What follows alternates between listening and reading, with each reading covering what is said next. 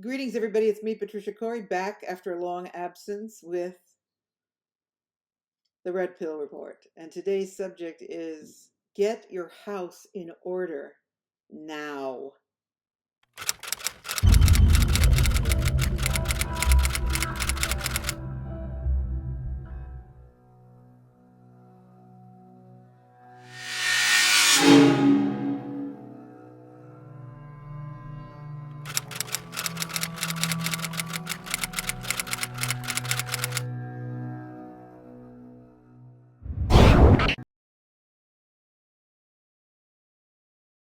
Where to begin?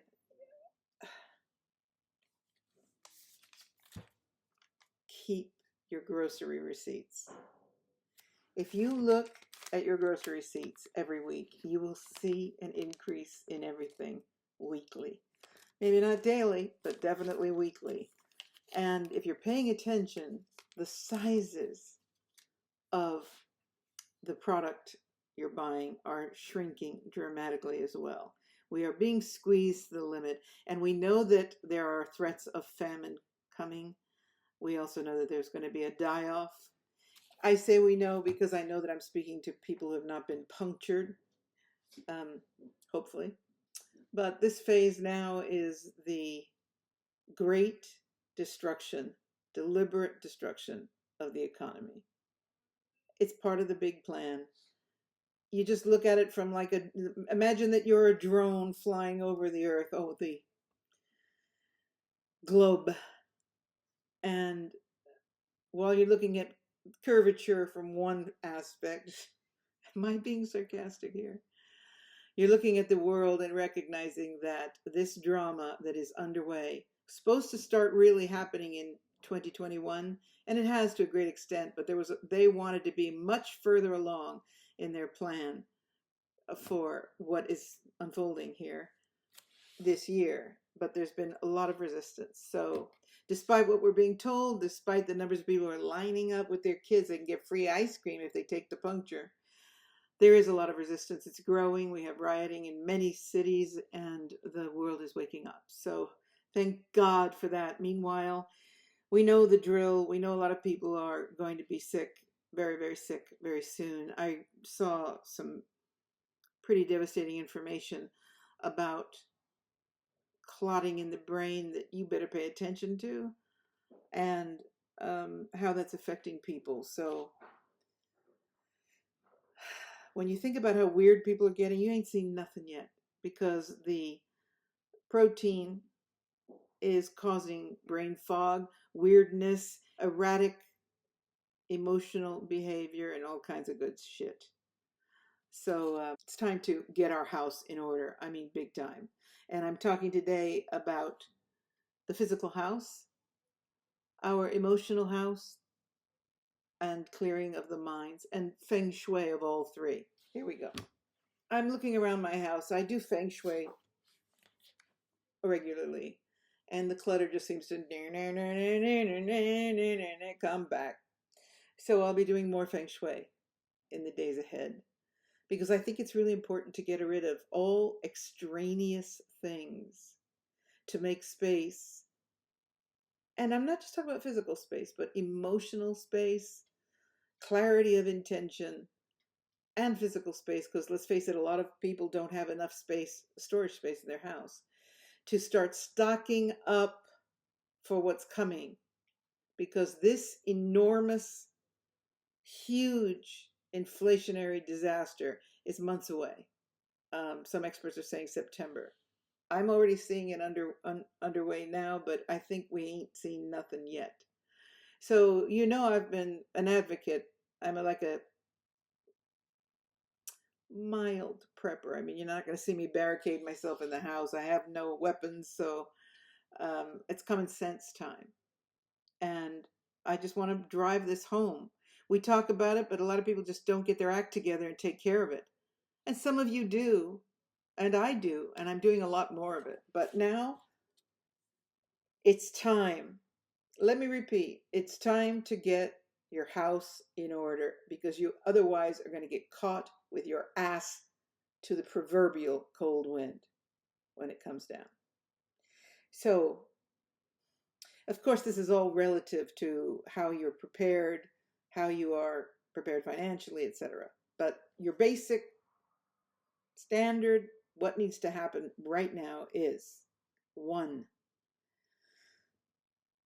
there are a lot of things you can be stocked up on that in the worst case, in the best case scenario, nothing goes wrong and you just use it up, right? So we've been through this drill before about getting stocked up on supplies. But let me make you understand here that we're talking doubling, even tripling of prices in months. And in America, you have the advantage of having coupons, for example. I know it's annoying. I mean, in my lifetime, whoever took a coupon to the store, not even my mother.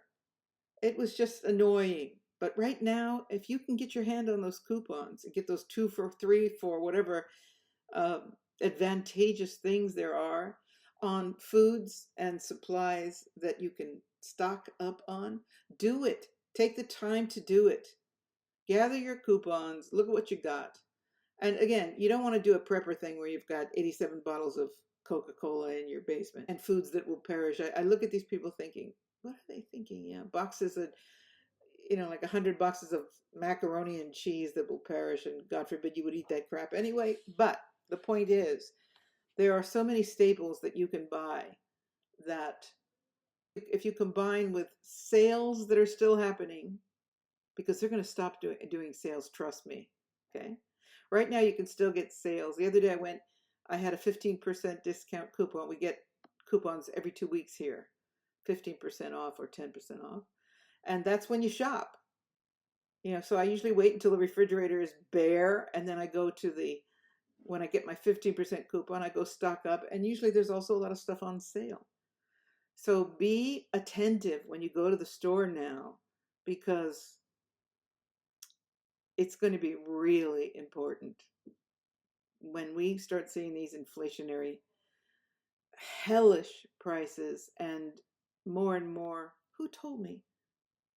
Someone just told me that that their friend was doing a refurb, and the builder said they couldn't get the paint in California. I was like, what?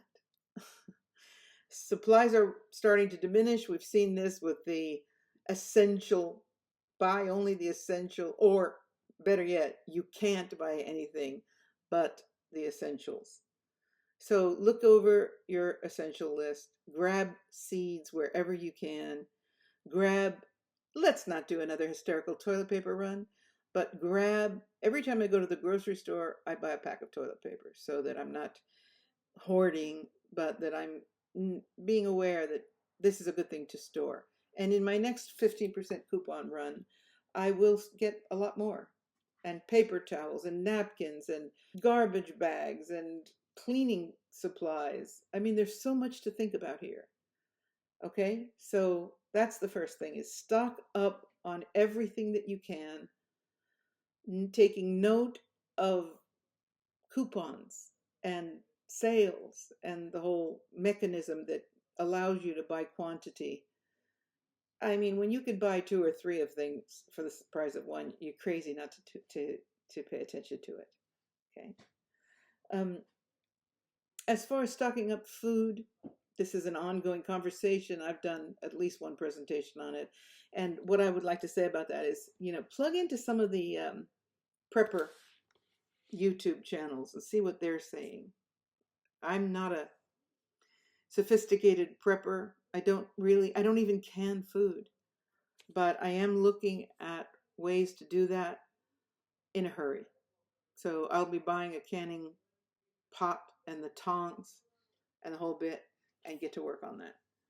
Of course, local produce in season, when you can get those crates of produce for pennies, canning is the way to go. So it's time to get a little into being a pioneer woman or man and saying, this is not something that I can keep putting off. It's here. It's here. Be the one who is prepared. All of my messages are not coming from a fearful place. Rather, it's about being empowered. And if the shit hits the fan, saying, wow, okay, great, I've got so much stocked up here batteries, pens, paper for the computer, paper supplies for the house, cleaning supplies, soaps. Get your act together. I know some people need to run out sometimes because they've run out of laundry soap or whatever. You crazy? Always be stocked on that stuff, especially now. And again, looking at ways to get it for cheap, cheap with coupons. And yeah, maybe you have to go a couple of blocks further to get it from a different store. But I don't know the coupon situation in America, but if I were there, because we don't have coupons here, pretty much none, I would be doing the free coupon study kit so that I could take advantage of those things. And, you want grains, I'm not telling you anything particularly new, but what I am doing is trying to impress upon you the time factor is now. There's no more time to think about, yeah, I really need to do that. Yeah, I really should start doing that. Do it now, right now. So that the next time you go to the grocery store, you double up on everything that you can store that's not perishable. Because, of course, doubling up on fresh food is sort of a brain fart, because if the electricity goes out or if anything goes wrong, your food is toast. So start with the beans and rice and flour and all of these things and all of the paper and cleaning supplies and that kind of thing. Do it now. Another thing that I realized is I have a mediocre toolkit. So I'm a single woman, and a lot of you are. And I don't know how many of you have a toolkit, because I don't know how to use them anyway, really. Never took a wood crafting class or a shop class. I wish I had in high school, so I'd know how to really use some tools here and a drill and whatever. I'm just hopeless. But I'm going to find out how to work with some of these tools. I want to drill. I want to know how to fix things in the house, because I have a feeling it's going to be really important to know how to do that. So make sure you've got a decent toolkit, hammer and drill. And, guys have got this stuff, but how many of you girls do? Think about it. I'm going to be working on building up a decent toolkit so that I don't have to call people in to do the menial, the smallest things. I have to call someone in. There may not be any money to do that, right? Think about that and just dedicate to building a functional things that should be in a toolkit. Good hammer, sandpaper, a good drill, nails, screws. Oh, what else? Tape, electrical tape, etc., etc. And speaking of that, it's also time to get your devices in order. My food processor just went out, poof, the other day. And I think that these appliances are going to become so expensive to buy, it's going to be ridiculous. And they're getting made more and more cheaply, because it's all coming out of China now, and it's designed to self-destruct. So my recommendation is look at your appliances and ask yourself, what can you not live without? For example, I can live without a lot of things in the kitchen, but I love my food processor. They're not that expensive, and I'm going to buy one of the better ones, because I've learned in my life, never get the cheapest one, never get the most expensive one. So I'll be spending 120 euros on a great food processor, and looking at what other things can I not live without. And of course, you're going to think to yourself, you can live without it if you have to, and that's true. There may be no electricity to run it on anyway. But in the meantime, in the moderate phase where things are just more expensive or harder to buy, because when you're thinking about prepping, you can go all the way into hysteria where we're chopping our own wood to make a fire to try to cook with. But I don't think we're going there. I think we're just going to really difficult financial times. And I think that a lot of the things we take for granted won't be available anymore. So take a look around your house and ask yourself, what things do I got to have a food processor. I use it all the time. I don't feel like spending the money on it right now, but I will. And that's that. And think about it and do it now. If there's something that you've been waiting to purchase and you can afford to do it, that serves like an iron, or something that serves the way you run the house, that then serves how you run your life, get it now. All right. I've talked at length about meds versus supplements, because you all know I have no medicine chest because I don't take meds. However, it's time to bend that just a tad.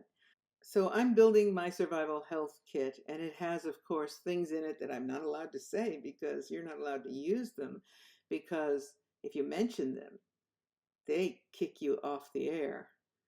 But the initials are Mary, Cheryl. No, let me say Susie, just so nobody's confused. And I'm still not able to get Ivor. I can't believe we have to speak in these ridiculous codes. Okay, I can't get Ivor pectin. I can't get hydro, But if you can get those, you should have them. I know that some countries you can get them off over the counter. Have some. Doesn't mean you should be taking it, by the way, because I know some people who are doing a treatment of these meds just in case the vid gets them. If you're sitting home in your house all day long, rarely going out, and when you do, you're wearing the mask and then you're in your obedience profile, I don't think you should be taking ivermectin every other week or every week or whatever the dose is, because it's always going through your liver and you need to be as healthy as possible. So think about that. And your health kit, I've got a colloidal silver machine in there. I've got Mary, Susie, and all kinds of vitamin C and D. Tiger Balm, it's a great one. So just get creative and build it up. Just do it. I mean, sometime between now and 2 weeks from now, I'm going to have on the counter in the kitchen a big box, which I'm going to go out and buy a toolbox with an absolutely intact toolkit, and another big box with an absolutely intact health kit. And they will stay in emergency profile for the rest of time. There's the animal food. What am I going to do? I think to myself, what would I do if we got to the point? I mean, I've always got an extra month's supply of food, but that maybe I'm going to need 3-4 months supply of food. And my answer is they're going to have to eat what I eat. So since I don't eat meat, that's going to be a challenge. But I'm very interested in freeze drying food. I don't know if you guys have heard about this. I first was introduced to it being something you can do from home when I was watching Sasha Stone's video when he was in, I think, Wyoming, and he was staying with the farmers, and this wonderful farmer woman was showing him that she freeze dries everything and has this amazing supply of any kind of food, because if you take the oxygen and the water out of it, and then this is astronaut level food, right? Add some water and poof. So I'm investigating that. The machine to do that, at the moment, it's very expensive. It's like $2,000 for a machine. I'm still investigating it anyway. I can't spend the money right now, but maybe in a couple of months, I'm going to get myself a air drying, what did I say? Air freezing. Freeze drying, there you go. Machine. It just sucks everything out of the food, and it has a 4 or 5 year shelf life, and you make your own little bags. I mean, why spend $400 or $500 for a little supply of emergency food when you can just freeze dry your own stuff? And you can even supply your neighbors or your family with it. So because I'm a single person, it's a big investment for one. But if anybody knows any more about freeze drying, please write to me and let's brainstorm that, because, oh dear. So I've got builders at the house, and they're jackhammering, so I'm going to sign out and come back because I can't talk over it. So I will remind myself that I left off talking about freeze drying. I'll be back.